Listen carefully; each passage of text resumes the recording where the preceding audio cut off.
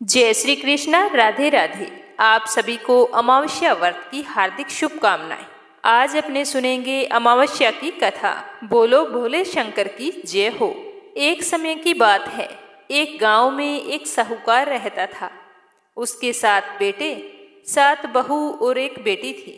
बेटी की शादी नहीं हुई थी। साहूकार के घर एक जोगी रोजाना भिक्षा मांगने के लिए आता था। जब साहूकार के घर से कोई अन्य सदस्य उसको भिक्षा देने के लिए जाता था तो वह आशीर्वाद देते हुए भिक्षा लेकर लौट जाता। लेकिन जब साहूकार की बेटी भिक्षा देने के लिए जाती तो वह जोगी भिक्षा तो ले लेता, परंतु वह कहता कि बेटी तू सुहागन तो है, पर तेरे भाग्य में सुहाग नहीं लिखा, तेरे भाग्य में तो दुहाग लिखा है।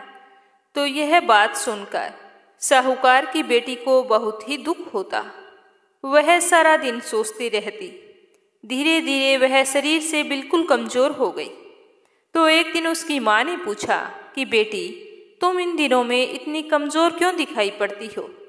तुझे खाने पीने को अच्छा देती हूँ, तुम्हें कोई परेशानी है तो मुझे बताओ। तो इतना कहते ही साहूकार की बेटी तो रोने लगी और उसने अपनी माँ को बताया कि माँ, एक जोगी भिक्षा मांगने के लिए आता है। आप सभी उसे भिक्षा देते हैं तो वह भिक्षा लेकर चुपचाप चला जाता है, लेकिन जब मैं उसे भिक्षा देता हूँ तो वो कहता है कि बेटी तू सुहागन तो होगी, लेकिन तेरे नसीब में दुहाग लिखा है। तो उसकी माँ को यह बात सुनकर बहुत ही दुख हुआ। उसकी माँ ने कहा कि बेटा, कल जब वो जोगी आएगा तो तुम उसे भिक्षा डालने के लिए जाना। मैं छुप कर बैठ जाऊंगी, देखती हूँ कि वो क्या कहता है। तो उसकी बेटी ने कहा ठीक है। अगले दिन जब जोगी भिक्षा लेने के लिए आया तो साहूकार की पत्नी दरवाजे की ओट में खड़ी हो गई। जब साहूकार की बेटी उसे भिक्षा देने लगी तो जोगी ने वही बात फिर से बोली कि बेटी तू सुहागन तो होगी, लेकिन तेरे भाग्य में सुहागन का सुख नहीं लिखा। तो इतना कहते ही उस लड़की की माँ बाहर निकल आई और उस जोगी से बोली कि जोगी बाबा, हम एक तो तुम्हें भिक्षा देते हैं और ऊपर तुम मेरी बेटी के लिए इस तरह से अपशब्द बोलते हो। तो जोगी बोला कि मैं गाली नहीं देता हूँ, मैं तो जो सच है वही बोलता हूँ, जो इसके भाग्य में लिखा है वही मैंने बताया है। तो साहूकार की पत्नी बोली कि हे जोगी बाबा, अगर तुम्हें यह पता है कि इसके भाग्य में दुहाग लिखा है तो तुम्हें यह भी पता होगा कि यह दुख दूर कैसे होगा। इसीलिए तुम्हें इसका उपाय भी बताना पड़ेगा। चाहे कितने भी कठिन उपाय हो, मैं अवश्य करूँगी। तुम मेरी बेटी के भाग्य से ये दुख दूर करने का उपाय मुझे बताओ। तो साहूकार की पत्नी की बात सुनकर जोगी बोला कि 7 समुंदर पार एक सोना धोबिन रहती है जो सोमवती अमावस्या का व्रत करती है। अगर वह अपने व्रत का फल इसको दे दे तो इसके दुखों का निवारण हो सकता है। अगर आपने ऐसा कुछ नहीं किया तो इसकी शादी तो होगी, लेकिन शादी होते ही इसके पति को सांप डस लेगा और उससे उसकी मौत हो जाएगी। तो जोगी बाबा की बात सुनकर साहूकार की पत्नी रोने लगी। तो जोगी बाबा तो इतना कहकर चला गया और साहूकार की पत्नी ने साहूकार को सारी बात बताई और उसी दिन सोना धोबिन की तलाश में चली गई। चलते चलते वो एक घने जंगल में पहुंच गई। बहुत तेज धूप पड़ रही थी। प्यास के मारे उसका गला बैठा जा रहा था। वह बुरी तरह से थक चुकी थी और अपनी बेटी के लिए दुखी भी थी। तो इस तरह वह दुखी होती हुई भूखी प्यासी चल रही थी। तभी रास्ते में एक पीपल का पेड़ आया तो वो विश्राम करने के लिए उसके नीचे बैठ गई। उसी पीपल के पेड़ में एक गरुड़ पक्षी का घोंसला था, जिसमें गरुड़ का एक छोटा सा बच्चा बैठा था। साहूकारनी को घोंसले के पास एक सांप जाता हुआ दिखाई दिया। तो साहूकारनी ने गरुड़ के बच्चे को बचाने के लिए सांप को मारकर ढाल के नीचे रख दिया। जब गरुड़ और पंखनी आए तो घोंसले के पास खून देखकर क्रोधित हो उठे और साहूकारनी को अपनी नुकीली चोंच से मारने लगे। तब साहूकारनी बोली कि मैंने तो तुम्हारे बच्चे को बचाया है और तुम मुझे मार रहे हो। यह सर्प तुम्हारे बच्चे को डसने वाला था। यह कहती हुई साहूकारनी ने सांप की ओर इशारा किया तो उन दोनों ने देखा तो वहां पर सांप मरा हुआ पड़ा था। तो गरुड़ ने कहा कि तुमने हमारे बच्चे की जान बचाई है, अब तुम्हें जो कुछ मांगना है मांगो, मैं अवश्य पूर्ण करूंगा।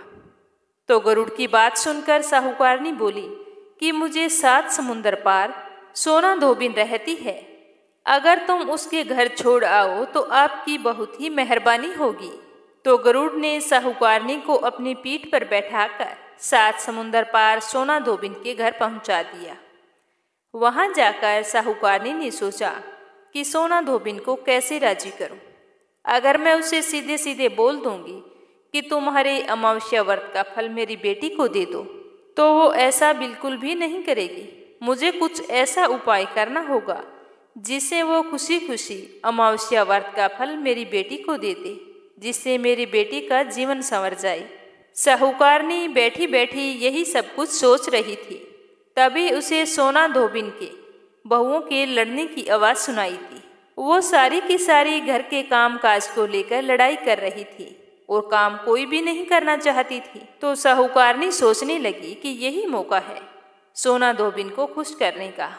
अब तो साहूकारनी जब सोना धोबिन के बेटे बहू सारे सो जाते तो उनके घर का सारा काम करती, गायों को नहलाती, चारा डालती, घर की साफ सफाई करती, रसोई का काम करती, चौका बर्तन करती, आटा पीसती, कपड़े धोती, पानी भरती और सूर्योदय होने से पहले चली जाती। तो यह सब कुछ देखकर सोमा धोबिन बड़ी ही हैरान थी कि रोजाना लड़ने वाली मेरी बहुएं इतना प्रेम पूर्वक सूर्योदय से पहले काम कैसे कर लेती है। तो उसने अपनी बहुओं को बुलाया और पूछा कि तुम में से कौन है जो सुबह जल्दी उठकर सारा काम कर लेती है। तो सारी बहुएं एक दूसरे की ओर देखने लगी और सोचने लगी कि ये सारा काम कौन कर रहा है। सारी की सारी एक दूसरे से पूछती। तो सोमा धोबिन बोली कि तुम आजकल लड़ाई भी नहीं करती हो और काम भी सुबह होने से पहले कर लेती हो। तो सारी बहुएं एक दूसरे की ओर देखते हुए बोली कि सासू जी, काम तो हमें ही करना पड़ता है, चाहे हम लड़ाई करके करें या राजी मन से करें, इसीलिए लड़ाई करने का क्या फायदा। तो सोना धोबिन ने सोचा कि जरूर दाल में काला है, आज देखा जाए कि कौन सी बहू काम करती है। तो वह पूरी रात सोई नहीं, निगरानी करती रही कि आज तो मैं पता लगा कर रहूंगी कि कौन सी बहू काम करती है। तो थोड़ी ही देर बाद किसी के आने की आहट सुनाई देती है। तो सोमा धोबिन देखती है कि कोई औरत बाहर से आती है और उसने घर का सारा काम किया और करके जब वो जाने लगी तो सोना धोबिन ने कहा कि तुम कौन हो और तुम्हारी ऐसी क्या जरूरत है जो तुम इतना काम करती हो। कितने दिन हो गए मुझे देखते हुए कि तुम रोजाना सुबह होने से पहले सारा काम करके चली जाती हो। आज तो तुम्हें मुझे बताना पड़ेगा कि तुम मेरे घर का काम क्यों निपटाती हो। तो सोना धोबिन के ऐसा कहते ही साहूकारनी उसके पैरों में गिर पड़ी और रोने लगी और कहने लगी कि जरूरत है तभी तो मैं इतना काम कर रही हूँ, पर पहले तुम मुझे वचन दो तभी मैं बताऊंगी, अन्यथा मैं आपको कुछ नहीं बताऊंगी। तो सोना धोबिन ने उसे वचन दे दिया और कहा कि अब तो बताओ। तो साहूकारनी रोते हुए कहने लगी कि मेरी बेटी के भाग्य में दुहाग लिखा है, अगर आप अपने अमावस्या व्रत का फल उसे दे देती हैं तो मेरी बेटी का भी भाग्य संवर सकता है। ये कहते हुए साहूकारनी ने सोमा धोबिन को सारी बात बताई। तो सोमा धोबिन ने साहूकारनी की बात सुनकर अपनी बहुओं से कहा कि मैं तो साहूकारनी के साथ किसी काम से जा रही हूँ, अगर मेरे पीछे से किसी को कुछ हो जाता है तो उसका संस्कार मत करना, उसे तेल घी के कूप में डालकर छोड़ देना, मैं जल्द ही लौट आऊंगी। ऐसा कहकर सोमा धोबिन साहूकारनी के घर चली जाती है। साहूकारनी की बेटी का विवाह तय हो गया और जिस दिन विवाह होने वाला था दूल्हा आकर फेरों के लिए बैठ जाता है तो सोना धोबिन दूल्हे के घुटनों के पास कच्चा करवा रखती है और उसमें दूध डालकर तात का तार लेकर बैठ जाती है। थोड़ी ही देर बाद में वहां पर दूल्हे को डसने के लिए सांप आया। तो सोना धोबिन ने करवा आगे रखा और तार से बांध दिया लेकिन जब यह सब दूल्हे ने देखा तो डर के मारे ही उसकी मृत्यु हो गई। तो सोना धोबिन ने अपने टीके में से रोली निकाली, मांग में से सिंदूर निकाला, आंख में से काजल निकाला और मेहंदी निकालकर छोटी अंगुली चीरकर छींटे मारे और बोली कि आज तक जितने भी मैंने अमावस के व्रत किए हैं उन सभी व्रतों का फल मैं साहूकार की बेटी को देती हूँ, और आगे जो मैं व्रत करूँगी वह फल मेरे बेटे और मेरे पति को लगे। तो सोमा धोबिन के इस तरह संकल्प करते ही दूल्हा फिर से जीवित हो गया और साहूकार की बेटी का बड़ी ही धूमधाम से विवाह हुआ। उसकी विदाई होने के बाद में सोना धोबिन अपने घर को जाने लगी तो साहूकारनी बोली कि तुमने मेरे जवाई को नया जीवन दान दिया है, इसीलिए तुम कुछ भी मांगो, मेरे सामर्थ्य अनुसार होगा वह मैं सब कुछ तुम्हें दूंगी। तो वह बोली कि मुझे तो कुछ नहीं चाहिए, मुझे तो सिर्फ एक हांडी दे दो। तो वह हांडी लेकर चली जाती है। तो चलते चलते रास्ते में ही सोमवती अमावस्या का व्रत आ जाता है। तो वह हांडी का 108 परिक्रमा लगाकर पीपल के पेड़ के नीचे दबाकर घर आ जाती है। घर आकर देखती है कि उसके पति की तो मृत्यु हो गई है और वह तेल और घी के कूप में पड़ा है। तब वह अपने टीके में से रोली निकालती है, मांग में से सिंदूर निकालकर, आंखों में से काजल निकालकर और मेहंदी के साथ चिटली अंगुली से छींटे देती है और कहती है कि रास्ते में जो मैंने सोमवती अमावस्या का व्रत किया है उसका फल मेरे पति को लगे। तो उसके इस तरह कहते ही उसका पति उठकर बैठ जाता है। उसी समय उनके घर ज्योतिष आया हुआ था। वह बोला कि जजमान, सोमवती अमावस्या को मेरा क्या है, क्योंकि सोना धोबिन हर अमावस्या को ब्राह्मण को दक्षिणा देती थी, इसीलिए वह भी दक्षिणा मांग रहा था। तो सोमा धोबिन कहती है कि अब की बार मेरे अमावस्या का व्रत तो रास्ते में ही आया था, तो मैंने ऐसा कुछ भी नहीं किया। जो कुछ किया था वह सब पीपल के पेड़ के नीचे ही गाड़ दिया। आज मेरे पास देने के लिए दक्षिणा तो नहीं है। तो वह ज्योतिष ब्राह्मण सीधा पीपल के पेड़ के पास जाता है और सोचता है कि देखता हूँ कि इस बार सोना धोबिन यहाँ पर क्या गाड़ कर गई है।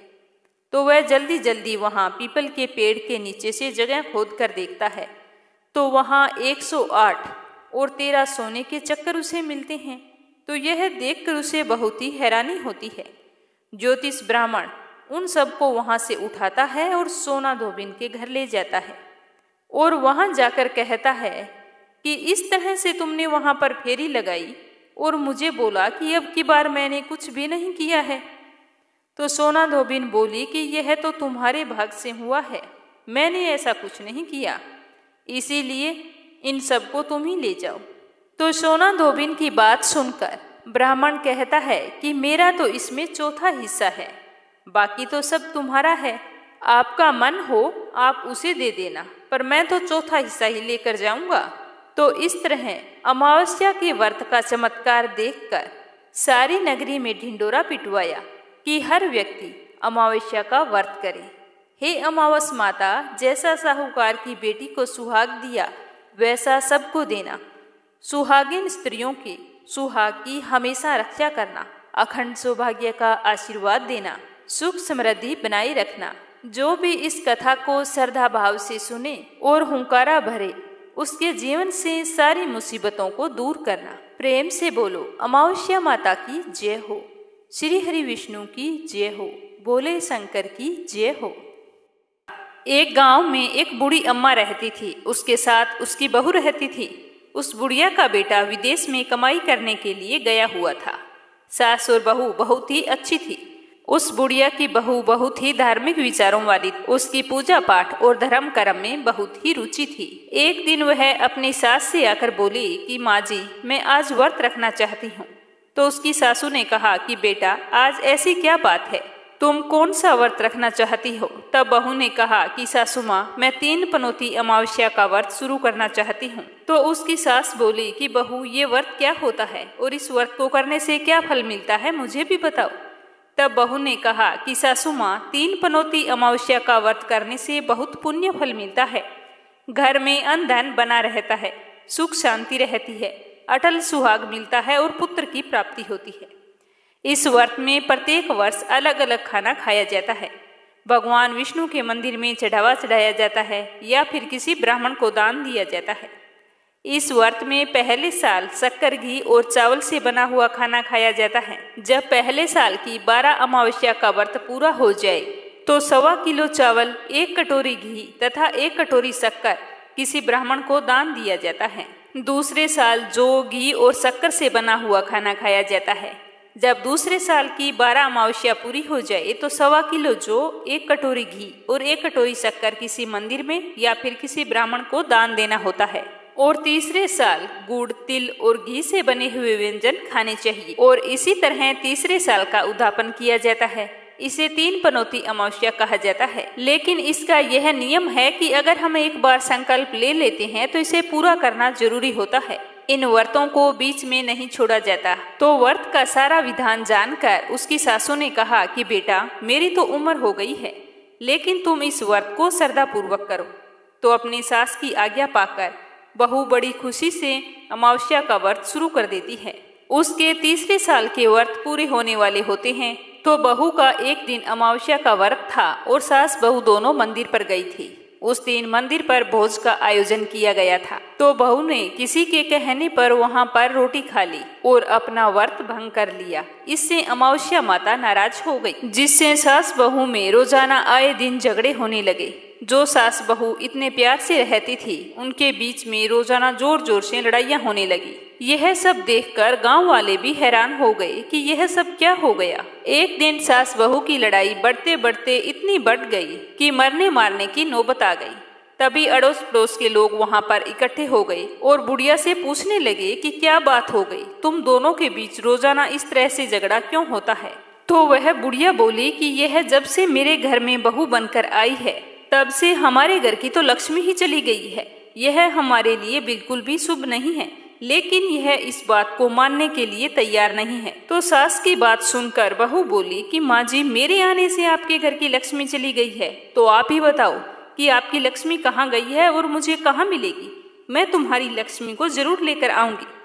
तो सास ने कहा कि लक्ष्मी जी तुमको समुद्र के बीच में भगवान विष्णु के पैर दबाते हुए मिलेगी। तो बहू बोली कि जब तक मैं आपकी लक्ष्मी को लेकर नहीं आऊंगी, तब तक इस घर में पैर भी नहीं रखूंगी। इतना कहकर बहू लक्ष्मी की खोज में घर छोड़कर निकल जाती है और जाने अनजाने रास्तों पर चलती ही जाती है। तो रास्ते में उसे एक गाय मिलती है।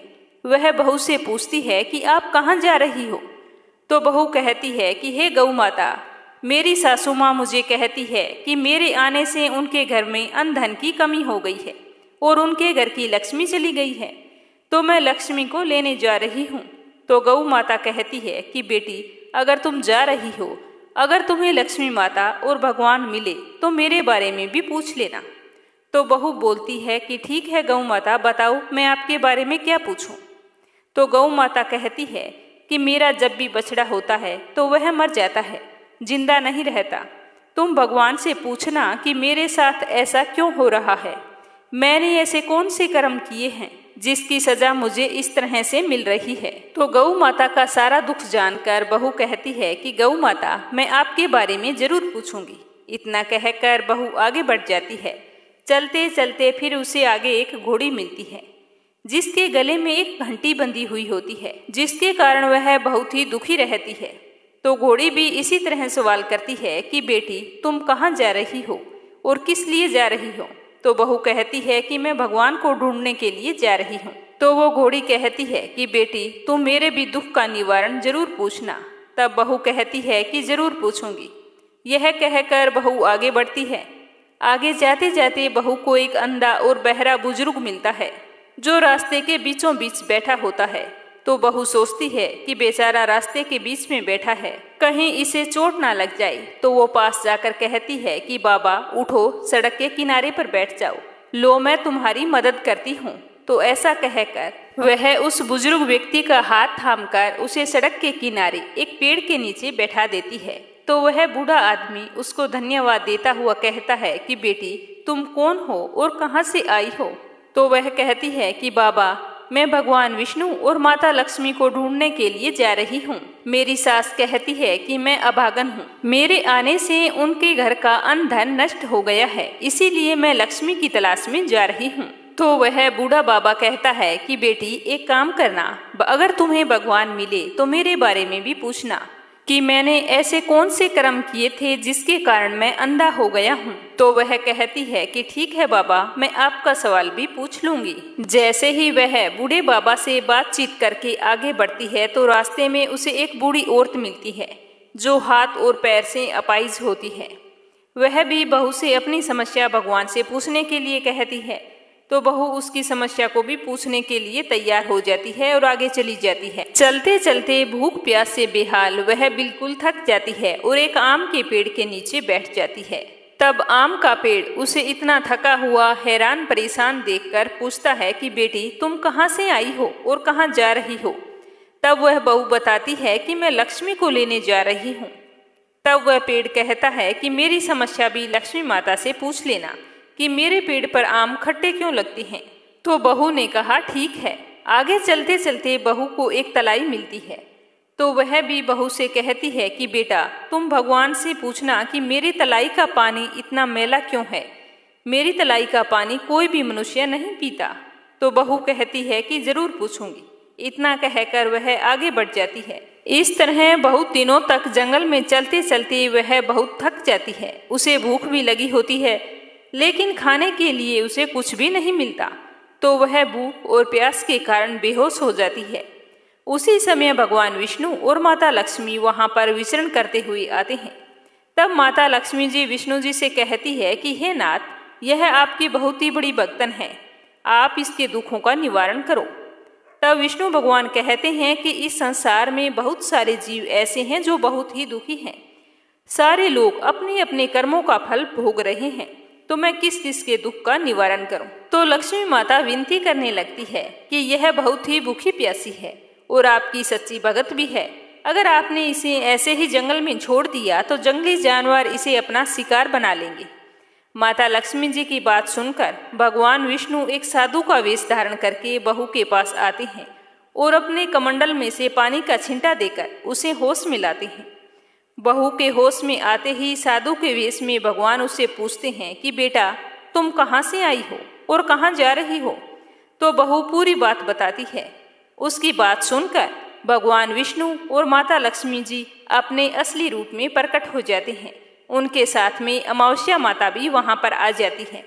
तो बहू उनके चरणों में गिरकर रोने लगती है और कहती है कि मुझसे ऐसी कौन सी गलती हो गई है जिसके कारण मैं इस तरह जंगलों में भटकती फिर रही हूँ। तो अमावस्या माता बहू को कहती है कि बेटी तूने मेरे व्रत को खंडित किया है, इसी की सजा तुझे मिली है, लेकिन तुम्हारी सच्ची श्रद्धा देखकर मैं तुम्हें माफ करती हूँ। अब तुम घर जाओ, तुम्हारा घर अन्न धन से संपन्न होगा और तुम्हारी जो झोंपड़ी है वह सुंदर महल में बदल जाएगी। तुम्हारी सारी मनोकामना पूर्ण होगी। तुम फिर से 3 पनौती अमावस्या का व्रत श्रद्धा पूर्वक विधि विधान से करके उसका उद्यापन कर देना। इस तरह का आशीर्वाद पाकर बहू बहुत ही खुश हुई और फिर भगवान विष्णु और लक्ष्मी जी से रास्ते में जो जो मिले थे उनके दुखों का कारण पूछने लगी। तो गाय के बारे में पूछा तो भगवान विष्णु ने बताया कि उस गाय ने कभी भी अपने मालिक को दूध नहीं दिया। उसका मालिक बहुत ही गरीब था, वह उसके दूध से अपना गुजर बसर करता था, लेकिन उसके इस तरह परेशान करने से उसने उस गाय को छोड़ दिया और उसी की बददुआ उस गाय को लग गई है, जिसके कारण उसके बछड़े जिंदा नहीं रहते। तुम ऐसा करना, उसका दूध निकालकर एक बार तुम पी लेना, जिसके बाद से उसके बछड़े जिंदा रहने लगेंगे, और उससे कहना कि अपने मालिक के घर वापस चली जाए। फिर बहू ने घोड़ी के बारे में पूछा तो विष्णु भगवान ने बताया कि वह घोड़ी पिछले जन्म में आटा पीसने वाली महिला थी। जब भी वह गांव के घरों का आटा पीसती थी तो उसमें मिलावट कर देती थी और आटा चुरा कर रख लेती थी, इसीलिए उसके गले में चक्की के पाट बंधे हुए हैं। तुम उसके पाट खोल देना, वो बिल्कुल ठीक हो जाएगी। उसके बाद में उस बूढ़े बाबा के बारे में पूछा तो भगवान विष्णु ने बताया कि उस बूढ़े आदमी ने कभी भी मंदिर जाकर भगवान के दर्शन नहीं किए हैं, इसी कारण वह अंधा हो गया है। अगर वह मंदिर जाए और वहां जाकर भगवान के भजन सुने तो उसकी आंखें ठीक हो सकती है। फिर जो पैरों से अपाहिज थी उस बुढ़िया के बारे में पूछा तो भगवान ने बताया कि उस बुढ़िया ने अपनी जवानी में कभी भी दान पुण्य नहीं किया था, इसीलिए उसे यह सजा मिली है। तुम उसे दान करवा देना और कहना कि अमावस्या के व्रत रखे, जिसके फलस्वरूप वह बिल्कुल ठीक हो जाएगी। उसके बाद में उस आम के पेड़ के बारे में पूछा तो भगवान ने बताया कि वह आम का पेड़ पिछले जन्म में एक माली था और उससे एक अनाथ बच्चे ने उससे आम मांगा तो उसने आम नहीं दिया क्योंकि वह बहुत ही कठोर और निर्दयी था। उसी की सजा उसे मिल रही है। वह अपने दूसरे जन्म में आम का वृक्ष बना और उसके आम इतने खट्टे हैं कि उसे कोई भी नहीं खाता। तुम ऐसा करना कि उस पेड़ का एक आम तोड़कर खा लेना, उसके बाद में उसके आम अपने आप मीठे हो जाएंगे। उसके बाद में बहू ने अंतिम सवाल उस तलाई के बारे में पूछा तो भगवान ने बताया कि वह तलाई पिछले जन्म में देवरानी जेठानी थी। वे दोनों हमेशा लड़ती झगड़ती थी, जिससे उसके परिवार वाले बहुत ही दुखी रहते थे। उन दोनों ने हमेशा साथ रहने वाले दोनों भाइयों को अपने माँ बाप से अलग कर दिया और अपने घर का इतना सुंदर स्वर्ग जैसा घर था उसका माहौल बिल्कुल ही खराब कर दिया। उसी की सजा उसे मिल रही है। इसी के कारण उसका पानी मैला है और कोई भी व्यक्ति उस तलाई का पानी नहीं पीता है। तुम ऐसा करना, उस तलाई का पानी एक घूंट पी लेना, उसी समय वह तलाई शुद्ध हो जाएगी। तो इस तरह उन सब के दुखों का निवारण जानकर बहू ने भगवान विष्णु, माता लक्ष्मी जी और अमावस्या माता को प्रणाम किया और अपने घर के लिए चल पड़ी। और रास्ते में जो जो उसे मिला उन सभी को भगवान के द्वारा बताए गए उपाय बताए और उन सब से आशीर्वाद लेते हुए अपने घर पहुंच गई। जैसे ही वह अपने घर पहुंची तो वहां पर जाकर देखती है कि झोंपड़ी की जगह बहुत ही सुंदर महल खड़ा था। पूरे घर में अन्न धन भरा था और उसकी सास बड़ी ही बेसब्री से अपनी बहू का इंतजार कर रही थी। जैसे ही बहू ने अपनी सास को देखा तो खुशी के मारे उनसे लिपट गई और कहने लगी कि सासू माँ, आपने सच्ची कहा था कि मैं आपके लिए शुभ नहीं हूँ। मेरे आने से आपके घर की लक्ष्मी चली गई और मेरे जाने से आपके घर में लक्ष्मी आ गई है। अब मैंने आपके घर की लक्ष्मी ला दी है, अब मैं फिर से जा रही हूँ। तब सासू माँ कहती है कि बेटा, तुम यह क्या कह रही हो? तुम्हारी 3 पनौती अमावस्या का फल ही हमें मिला है। तुम यहीं पर रहोगी, मेरे साथ रहोगी, कहीं भी नहीं जाओगी। तो दोनों सास बहू खुशी खुशी रहने लगी और फिर से 3 पनौती अमावस्या का व्रत शुरू करके बहू बड़े ही श्रद्धा भाव से व्रत रखने लगी। तो अमावस्या माता के आशीर्वाद से उसका पति भी एक दिन विदेश से लौट आया और घर में इतना सारा अन्न धन देखकर उसने अपनी माँ से पूछा कि माँ, आपने ऐसा क्या किया जो तुम्हारे पास इतना धन हो गया? मैंने तो सालों तक विदेश में कमाई करने के बाद भी इतना धन नहीं कमा पाया। तो उसकी माँ बोली कि बेटा, यह तो तुम्हारी बहू के अमावस्या व्रत का फल मिला है हमें। तो वह यह जानकर बहुत ही खुश हुआ। 1 साल बाद उनके घर में सुंदर पुत्र ने जन्म लिया। इस तरह से उस घर के सारे लोग सुखी और संपन्न हो गए। बोलो अमावस्या माता की जय हो, बोलो विष्णु भगवान की जय हो, बोलो लक्ष्मी माता की जय हो। कथा को पूरा सुनने के लिए आप सभी का बहुत बहुत धन्यवाद। भगवान श्री हरि विष्णु और भगवान भोलेनाथ आपकी हर मनोकामनाएं पूर्ण करें। जय श्री कृष्ण। राधे राधे।